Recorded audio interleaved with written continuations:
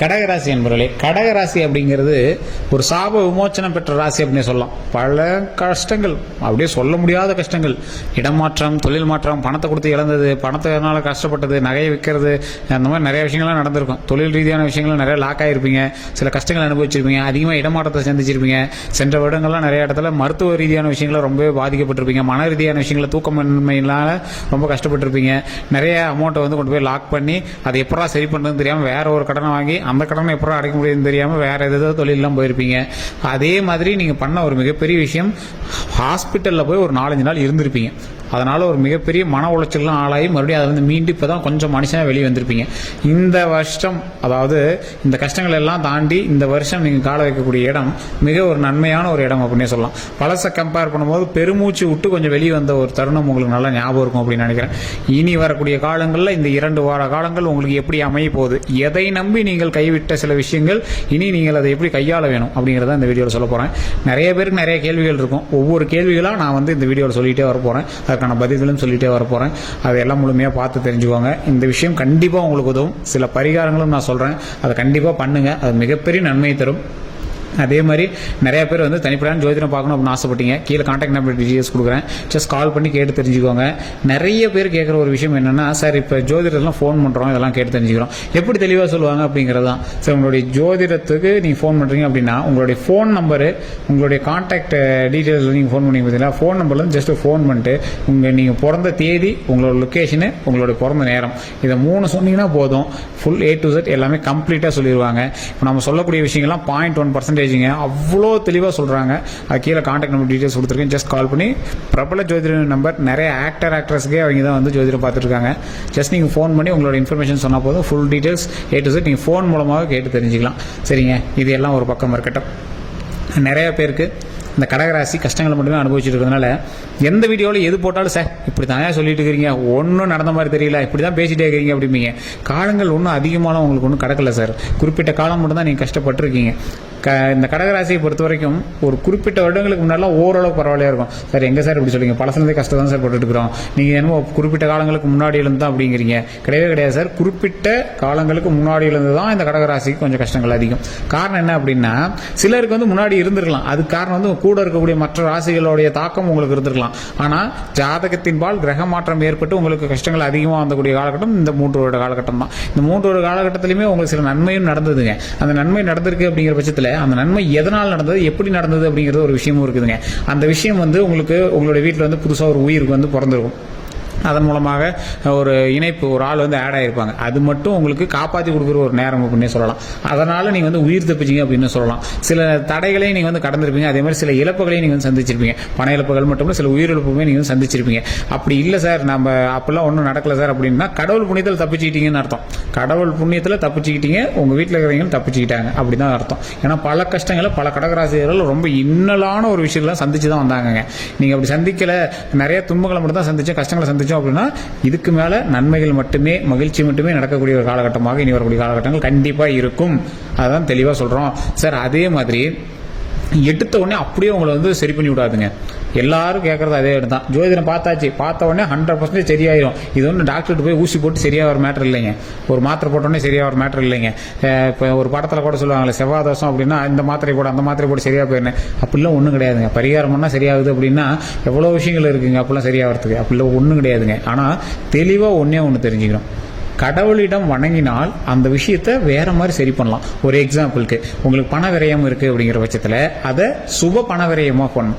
ஒரு எக்ஸாம்பிளுக்கு, வேற விஷயத்தில் உங்களுக்கு ஒரு பணம் வந்து செலவாகுது அப்படின்னா அப்படி அந்த கெட்ட விஷயத்தில் எனக்கு செலவாக வேண்டாம்.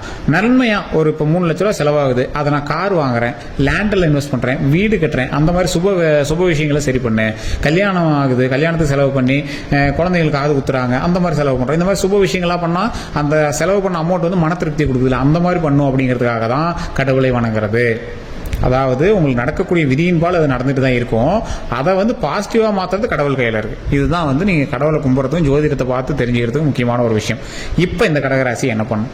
கடகராசி சில ஆண்டுகளாக கஷ்டங்கள் அனுபவிக்கிறீங்க, சரி, பண விரயம் ஏற்பட்டது சரி, தொழில் விஷயங்கள்னால நீங்கள் வந்து இடமாற்றம் நடந்தது சரி, நிறைய பேருனால ரொம்ப மருத்துவ ரீதியாகவும் உடல் ரீதியாகவும் பாதிக்கப்பட்டதும் சரி, இது எல்லாமே இதுக்கு மேலே சரியாகணும் அப்படிங்கிறதான ஒரு முக்கியமான தருணம். இப்போ நீங்கள் கடவுள் வழிபாடு கண்டிப்பாக பண்ணணும், தெய்வ வழிபாடு, குலதெய்வ வழிபாடு கண்டிப்பாக பண்ணணும். குலதெய்வத்தை போய் வணங்குறீங்க, குலதெய்வத்தை வணங்கிட்டு அடுத்து நீங்கள் பண்ணக்கூடிய ஒரே ஸ்டெப் என்ன அப்படின்னா, ரெண்டே மேட்ரு. ஒன்று நீங்கள் செய்யணும், இன்னொன்று செய்யக்கூடாது அப்படிங்கிறது. ஒன்று கடவுளை வணங்குவது, இன்னொரு ஒரு விஷயம் என்ன அப்படின்னா மற்றவர்களை நம்பி பணம் போடுவது. இந்த கடகராசியை பொறுத்த வரைக்கும் பில்டப்பாக வாழணும், மற்றவங்க முன்னாடி கெத்தாக காட்டணும், மற்றவங்க முன்னாடி வாழ்ந்து காட்டணும் அப்படிங்கிற ஒரு காரணத்தினாலேயே நிறைய செலவு பண்ணி மாட்டியிருப்பாங்க. நீங்கள் உண்மை அப்படின்னா உண்மைன்னு சொல்லுங்கள். உங்களுடைய லைஃப்பில் நீங்கள் முன்னேறணும் அப்படின்னு ஆசைப்பட்டது அதிகபட்சம் உங்களை விட நீங்கள் வேறவங்க பண்ணாங்க அப்படின்னு உங்கள் மைண்டில் ஓடினதுனாலே தான். சார் அவங்களாம் வந்து வீடு வாங்கியிருக்காங்க சார், நான் என்ன வீடு வாங்கலாம்னு ஆசைப்பட்டேன், ஆனால் இது பொறாமலாம் இல்லை சார், ஆனால் வாங்கணும்னு ஆசைப்பட்டேன். எல்லாத்துக்குமே இது இருக்கிறது தானே சார், ஒரு வீடு கட்டணும்னு ஆசைப்படுறது இருக்கிறது தானே சார், அப்படி தான் சார் நானும் ஆசைப்பட்டேன். ஆனால் லோன் அதிகமாக போய் சார், லோனை கட்ட முடியல சார், இப்படி மற்றவங்களால பண்ணாங்க சார். அவன் கார் வாங்கியிருக்கான் சார், நான் கார் வாங்கணும்னு ஆசைப்பட்டேன் சார், ஆனால் என்ன சார் அமௌண்ட் கம்மியாக இருந்தாலும் லோன் போட்டேன் சார், இப்போ கொஞ்சம் லோன் அடைக்கிறது கொஞ்சம் இதாக இருக்குது சார். இந்த மாதிரி விஷயங்கள்னால தான் நீங்கள் வந்து நிறைய கவர் ஆகியிருப்பீங்க. இது மாதிரியே நிறைய ஆடம்பர பொருட்களும் ஆடம்பர தேவைகளும் கொஞ்சம் அதிகமாக ஆட்கொண்டதுனால தான் நீங்கள் வந்து லாக்காகி உட்கார்ற நிலைமைக்கு வந்ததுங்க. சார் இதுவுமே வந்து உங்களுக்கு வந்து கொஞ்ச நாள் தான் அந்த லாக்கலாம், அதெல்லாம் சரியாயிடுங்க, நீங்கள் ஒன்றும் கவலையே பட தேவையில்லை. வாழ்நாளில் அதிக கஷ்டங்களை சந்தித்தவர் கடகராசிக்காரர்கள், வாழ்நாளில் அதிக மகிழ்ச்சியையும் சந்திப்பவர் கடகராசிக்காரர்கள். காரணம் என்ன? இதற்கு முன்னாடியே நீங்கள் கேட்ட எல்லா விஷயங்களும் கிடைச்சது, இப்போ உங்களுக்கு கிடைக்குது. ஆனால் என்ன, பயம் உங்களை ஆட்கொண்டது, மரண பீதி உங்களை ஆட்கொண்டது. அந்த விஷயங்கள் எல்லாமே சரியாகும், இனி வரக்கூடிய காலகட்டங்கள் எல்லாமே பளிச்சுன்னு சரியாகும். அதே மாதிரி பழைய அளவுக்கு வருமானமும் உங்களுக்கு வந்துட்டு இருக்கும். இப்போவுமே உங்களுக்கு ஒன்றும் வருமானத்துலாம் தடை இல்லை சார், உங்களால் சேவ் பண்ண முடியல, வர வருமானம் அப்படியே செலவாகுது, சேவிங்ஸ்னு எடுத்து வைக்க முடியல. இஎம்ஐ கட்டுறோம், லோன் கட்டுறோம், சம்பளம் வருது, ரிப்பீட்டு, இஎம்ஐ கட்டுறோம், லோன் கட்டுறோம், சம்பளம் வருது, ரிப்பீட், அப்படி தான் சார் இருக்குது. சேவிங்ஸ்னு எதுவுமே என்ன எடுத்து வைக்க முடியல சார். இனிமேல் வந்து இஎம்ஐ கட்டுறோம், பணம் வருது, அதே மாதிரி அதை சேவிங்ஸ்லேயும் போடுறோம், கை காசும் எடுத்து செலவுக்கு வச்சுக்கிறோம். இதுக்கு மேலே அப்படியே மகிழ்ச்சி அப்படியே சுற்றிக்கிட்டே இருக்கும், அப்படியே மகிழ்ச்சியாகவே வந்துகிட்டே இருக்கும். ஸோ அதனால் நீங்கள் வந்து கவலையே பட வேண்டாம். அதுவும் உடனே மாறாது, கொஞ்சம் கொஞ்சமாக தான் மாறிட்டு வரும். இப்போ தானே உங்களை வந்து அந்த ரொம்ப கஷ்டத்துலேருந்து கொஞ்சம் மீட்டு கொண்டு வந்திருக்கு. இப்போ மீட்டு கொண்டு வந்து நீங்கள் என்ன பண்ணணும், கொஞ்சம் ரிலாக்ஸ் ஆகும்.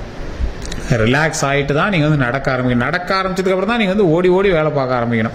ஓடி ஓடி வேலை பார்க்க தான் உங்களுக்கு வந்து அதுக்கான இன்சென்டிவ் கடவுள் கொடுக்கும், நீங்கள் பண்ணத்துக்கான ஊதியத்தை கடவுள் கொடுக்கும். அதுக்கு தகுந்தாற் போல் நீங்கள் எக்ஸ்ட்ரா ஒர்க்கும் பண்ணிக்கிறப்பா, இந்த ஓவர் டைம் பார்த்து நல்லா ஒர்க் பண்ணுறேன் அப்படின்னு உங்களுக்கு இன்னும் நிறைய வருமானத்தை நமக்கு கடவுள் கொடுக்கும். ஸோ இது எல்லாத்தையும் நம்ம பண்ணோம் அப்படின்னா கடவுள் மீது மரியாதையை வைக்கணும். நீங்கள் சில விஷயத்தினால கடவுளையே வெறுத்திருப்பீங்க, இந்த உண்மை அப்படின்னா மறக்காம கமெண்ட் செக்ஷனில் பற்றி விடுங்க. எந்த கடவுளை சார் நம்புறது அப்படிங்கிற மாதிரிலாம் இருப்பீங்க. இப்போவும் சொல்கிறேன், இந்த கடகராசிக்காரர்கள் குலதெய்வ வழிபாடு பண்ணுங்கள். அதே மாதிரி காளி வழிபாடு, அதே மாதிரி துர்க்கை வழிபாடு, பத்ரகாளி அம்மன் வழிபாடு, துர்க்கை அம்மன் வழிபாடு, இதெல்லாம் பண்ணிங்க அப்படின்னா மிகப்பெரிய நன்மை கிடைக்கும். முக்கியமாக ஒரு 4 பேருக்கு சோறு போடுங்க சார், வயசானவங்களுக்கு உங்கள் கையால் சோறு போடுங்க. மிகப்பெரிய பாவங்கள் நீங்கக்கூடிய ஒரு நேரம். இந்த 2 வார காலத்தில் நீங்கள் வந்து எவ்வளோக்கு எவ்வளோ மற்றவங்களுக்கு நன்மை செய்கிறீங்களோ, எவ்வளோக்கு எவ்வளோ மற்றவங்களுக்கு சாப்பாடு போடுறீங்களோ, எவ்வளோக்கு எவ்வளோ மற்றவங்க நல்லா இருக்குன்னு நினைக்கிறீங்களோ, அவ்வளோக்கு எவ்வளோ நீங்கள் வந்து வளர்ச்சி அடைவீங்க. இதுதான் உண்மை, இதுதான் பிரபஞ்சத்தின் உண்மை, இதுதான் பிரபஞ்ச சக்தி சொல்லுவது உங்களுக்கு. சரி, இன்னொரு விஷயம் நல்லா தெரிஞ்சுக்கோங்க. இந்த கடகராசியை பொறுத்த வரைக்கும் என்றைக்குமே வந்து கடவுள் கைவிடவே விடாது. இப்போ உங்களை வந்து கற்றுக் கொடுத்துருக்கு, இத்தாண்டா உலகம், உன்னை இத்தனை பேர் வந்து இப்படிலாம் நினைக்கிறான். இப்போ கண்டிப்பாக இந்த 3 வருட காலத்தில் நீங்கள் நிறைய பேர் போய் தெரிஞ்சிருப்பீங்க, யார் யார் உங்களுக்கு உதவுனாங்க, யார் யார் உங்களுக்கு உதவலை, உங்களை பற்றி நிறைய பேர் தெரிஞ்சுக்கணும். நீங்கள் பண்ண பில்டப்லாம் உங்களை வந்து அப்படியே ஆட்டி அசைச்சு மற்ற முன்னாடி உங்களை வந்து ஒரு பைத்தியக்கார வேஷம் போட வச்சுருக்கோம். அந்தளவுக்கு வந்து கடவுள் வந்து உங்களை பாடம் கற்பிச்சிட்டான். இந்த நிலைமையில கூட உன்னால் வாழ முடியும் அப்படிங்கிறத பாடம் கற்றுக் கொடுத்துருச்சு கடவுள். அதற்கு மேலே இதுக்கு மேலே ஆடம்பரமோ இல்லை இந்த மாதிரி பில்டப்போ அதிகமாக பண்ணக்கூடாது அப்படிங்கிறது உங்களுக்கு வந்து கடவுள் கற்றுக் கொடுத்துருக்கும். ஸோ இனி வரக்கூடிய காலகட்டங்களில் மகிழ்ச்சியை மட்டுமே உண்டாகுவதற்கு ஒரு அத்தியாவசிய தேவைகள் மட்டும்தான் இருந்தாவே நம்மளால் உயிர் வாழ முடியும் அப்படிங்கிற அளவுக்கு கடவுள் வந்து கற்றுக் கொடுத்துருச்சு. இதுக்கு மேலே நீங்கள் எப்படி வாழ்கிறீங்க அப்படிங்கிறது உங்களுடைய நடத்தையை பொறுத்து கடவுள் வந்து வருமானத்தை கொடுக்கும். இவ்வளோதான். இப்போது வருமானம் ஒன்றும் உங்களுக்கு லோவாக கிடையாது. தொழில் ரீதியாக பார்த்தாலும் உங்களுக்கு ஓரளவு பரவாயில்ல தான், இடமாற்றம் இருக்கும், அதனால் மன பிரச்சனைகள் கொஞ்சம் இருக்குது, அவ்வளோதான். உடல் ரீதியான விஷயத்தை பழைய சில கம்பேர் பண்ணும்போது ஓரளவு ஓகே தான். தூக்கமின்மை இல்லாமல் இருந்து பழச கம்பேர் பண்ணும்போது ஓரளவு ஓகே தான். உங்களுக்கு பேக்கப் இல்லை அப்படின்னு நினச்சிருக்கீங்க, ஆனால் ஓரளவுக்கு பேக்கப் இருக்குது, அதுவுமே உங்களுக்கு மனதார தெரியும், இருந்தாலும் மனசு ஏற்றுக்க முடியல, ஓகே தான். உங்களால் லோன் இருக்குது, லோன் கட்ட முடியுது, ரொம்ப இறுக்கி தான் கட்டுறீங்க, ஓகே தான், ஆனால் கட்ட முடியுது. ஏதோ ஒன்று பண்ணி போகிறோம் சார், கடனை வாங்கி கட்டி போடுறோம், அது கொஞ்சம் கடன் அதிகமாக இருக்குதே தவிர ஆனால் கட்டிடுறீங்க, ஓகே தான். இந்த எல்லா விஷயங்களுமே கொஞ்சம் கொஞ்சமாக சரியாயிட்டே தாங்க வருது. குறிப்பிட்ட காலகட்டங்களில் உங்களுக்கு அதிகமாக ஒரு நன்மை கிடைக்கும். அப்போ இருக்கிற சின்ன சின்ன ப்ராப்ளமும் சரியாயிடும், அவ்வளோதான். மற்றபடி எந்த ஒரு ப்ராப்ளமும் இனி கடகராசிக்கு கிடையாது. இந்த 2 வார காலங்களில் அதிகமாக குலதெய்வ வழிபாடு பண்ணுங்கள், துர்க்கையம்மன் வழிபாடு பண்ணுங்கள், இல்லை பத்ராளியம்மன் வழிபாடு பண்ணுங்கள். அதே மாதிரி சில பொருட்களோ உணவுப் பொருட்களோ வாங்கி பெரியவங்களுக்கு தானம் பண்ணுங்கள். இது ரொம்ப ரொம்ப நல்லது. உங்களுக்கு நல்லா தெரியும். நீங்கள் வந்து காளியம்மன் வழிபாடு பண்ணால் உங்களுக்கு எவ்வளோ நல்லது நடக்குன்னு உங்களுக்கே தெரியும். அதே மாதிரி ஓம் துர்க்கையம்மனே போச்சு, ஓம் துர்க்கையம்மனே போச்சு, ஓம் துர்க்கையம்மனே போச்சு அப்படின்னு மறக்காம கமெண்ட் செக்ஷனில் பதிவிட்டு ஃப்ரீ டைமில் வீட்டில் கண்டிப்பாக சொல்லி பாருங்க.